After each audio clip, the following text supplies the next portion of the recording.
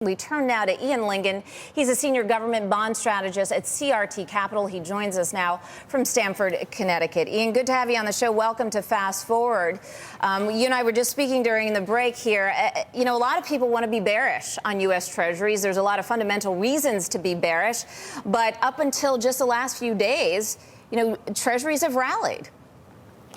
Yeah, Lisa, it's been a very impressive rally. We've seen yields push lower into what we would have normally thought to be a relatively bearish time for Treasuries. People were calling, ourselves included, were calling for a reasonable backup in yields.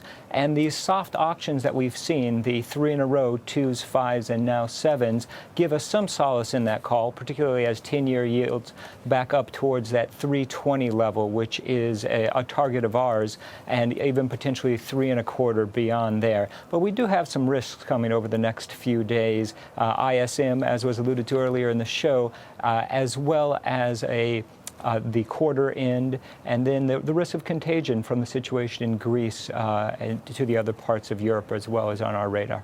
When you talk about the risk there, because as far as I could tell, from my perspective, anytime there was uncertainty in the market, we've seen what seems to be a flight to quality trade, looking to U.S. Treasuries as a safe haven.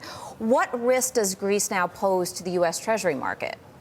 I don't think there's a great deal of risk from Greece per se. It's just, what does that mean for the rest of the peripheral European economies? What does it mean for Spain? What does it mean for Italy and Ireland? And while they might not be in the same situation that Greece was, they do have their own debt to GDP issues. And as we progress through the global recovery, as slow or as quick as it may ultimately end up to be, I think that there's going to be some pressure that comes onto those regions and austerity measures and things of that nature there as well.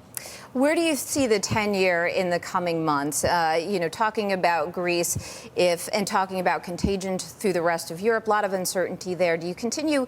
Today we're seeing a day where the 10-year yield is up at 3.12%. Do you see us coming back down below the 3% level anytime soon?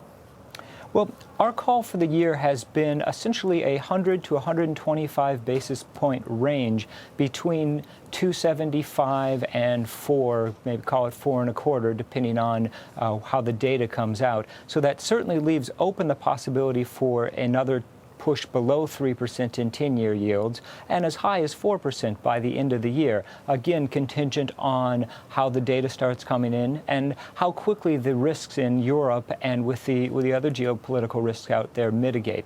Like I said, I do think that the near-term bias, ours will certainly be a bearish one, back to 320, 325 with the belly of the curve, 5s versus 2s and 10s, for example, underperforming in the sell-off. All right, Ian, unfortunately, we got to leave it there.